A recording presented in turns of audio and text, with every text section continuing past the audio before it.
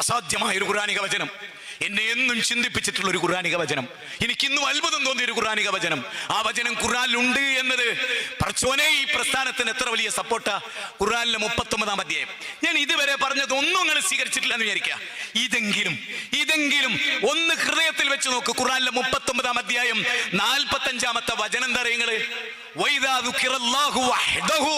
അല്ല പറയാട്ടോ, അള്ളാനെ പറ്റി മാത്രമായിട്ട് പ്രസ്താവിക്കപ്പെട്ടാൽ, അള്ളാന്റെ ഗ്രന്ഥം അള്ളാനെ പറ്റി മാത്രമായിട്ട് പ്രസ്താവിക്കപ്പെട്ടാൽ അസഹ്യത തോന്നുന്ന ചില ആള് മനുഷ്യരുടെ കൂട്ടത്തിലുണ്ട്.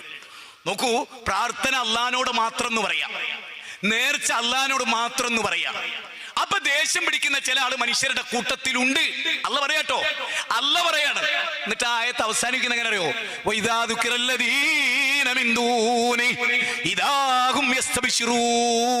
ഒരു ഖുർആന്റെ വചന അത്. പടച്ചോനെ, ഈ ഖുർആൻ കേട്ടിട്ട് നന്നാണില്ലേ? ഈ ഖുർആന്റെ അർത്ഥം എന്താ പറയുന്നത്? അള്ളാനെ പറ്റി മാത്രമായിട്ട് പറയുമ്പോ ചൂടാവൂൽക്ക്. രണ്ടാമത്തോലെ ദുർഗുണം അല്ല പറയണെന്തറിയോ?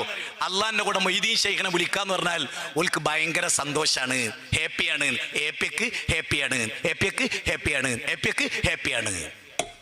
അള്ളാന്റെ ഗ്രന്ഥത്തിലാണ്, ഞാൻ വെറുതെ പറയില്ല.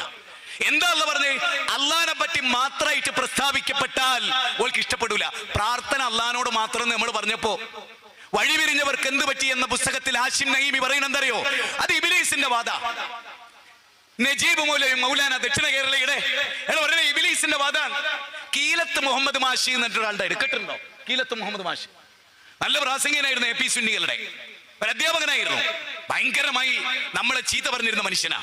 ഈ കീലത്ത് മുഹമ്മദ് മാഷി പറയാറുണ്ടായിരുന്നത്, മൊറാർജിക്കൊരു മൂത്രവും വഹാബിക്കൊരു മാത്രവും. കേട്ടോ, അല്ല എന്താ പറഞ്ഞത്? അള്ളാനെ പറ്റി മാത്രമായിട്ട് പറഞ്ഞാൽ ഓൾക്ക് ദേഷ്യം പിടിക്കും. എന്നിട്ടോ ഓൾക്ക് ഭയങ്കര സന്തോഷമായിരിക്കും അള്ളാന്റെ കൂടെ CM അടവൂരിനെ വിളിക്കാന്ന് പറഞ്ഞാൽ. ഇനി എന്റെ ചോദ്യം, ഈ രണ്ട് ദുർഗുണമുള്ള പ്രസ്ഥാനം കേരളത്തിൽ ആരാ?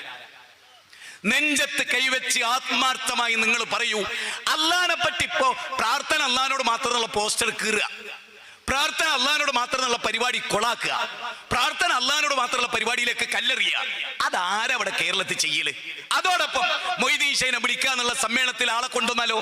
ഓല BMW സ്വീകരിക്കുന്നു, ഓൽക്ക് ആട്ടിറച്ചി 35 കിലോ കൊടുക്കണ്, ഓല പള്ളർച്ചി തീറ്റിക്കുന്നു, 35,000 കയ്യിൽ വെച്ചു കൊടുക്കണ്, പിന്നെ അക്കൗണ്ടിലേക്ക് അയച്ചു കൊടുക്കുന്നു. ഈ സന്തോഷം ആർക്കാ? അള്ളാന്റെ കൂടെ മൊയ്തീൻ ശൈഖിനെ വിളിക്കാന്ന് പറഞ്ഞാൽ സന്തോഷാകുന്ന അല്ല പറയുന്ന ആരെക്കുറിച്ചാണ് സുഹൃത്തുക്കളെ? നിങ്ങൾ പറ. എത്ര ക്ലാരിറ്റി വരുത്തി അള്ളാഹു. എന്നിട്ടും എന്റെ പ്രിയപ്പെട്ട മടാക്കരയിലെ വിശ്വാസികളെ, നിങ്ങൾക്ക് എന്തുകൊണ്ടാണ് നേരം പുലരാത്തത്? ചിന്തിക്ക്. നോക്കൂ, ഞാൻ ഒരൊറ്റ കാര്യം പറഞ്ഞോട്ടെ. 71-ാം അധ്യായമാണ് സൂറത്ത് നൂഹ്. 28 ഖുർആനിക വചനമാണ്, വെറും 28. ഇന്നൊന്ന് വെറുതെ എടുത്തു നോക്കുവോ? അതിൽ നൂഹ് നബി പറയാണ്, എന്ന ഔലിയാക്കളെ, ഈ 5 ഔലിയാക്കളെ വിളിക്കുന്ന കാഫറുകളെ നീ വിട്ടേക്കരുതേ റബ്ബേന്ന്. എന്ത്? 5 ഔലിയാക്കളെ വിളിക്കുന്ന മുഅ്മിനീങ്ങളെ എന്നല്ല, 5 ഔലിയാക്കളെ വിളിക്കുന്ന കാഫറുകളെ നീ വിട്ടേക്കരുതേ. KV മുഹമ്മദ് മുസ്ലിയാർ കൂട്ടനാട് ഖുർആൻ പരിഭാഷ എഴുതി.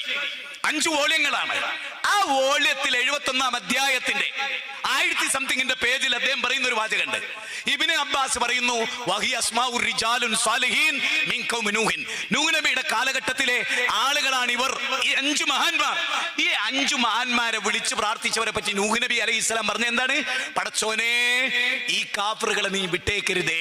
ഏത് കാഫറുകളെ? 5 ഔലിയാക്കളെ വിളിച്ചു ദുആ ചെയ്ത, ഇസ്തിഗാസ നടത്തിയ, സഹായം തേടിയ ആളുകളെ നീ വിട്ടേക്കരുതേ. എന്നിട്ട് അവര് മുഴുവനും വെള്ളത്തിൽ മുങ്ങി മരിച്ചു. നൂഹ് നബിയുടെ കപ്പലിൽ കയറിയവർ അള്ളാഹനെ മാത്രം വിളിക്കുന്നവരായി. എത്ര കൃത്യമാണല്ലേ, എത്ര വ്യക്തമാണല്ലേ.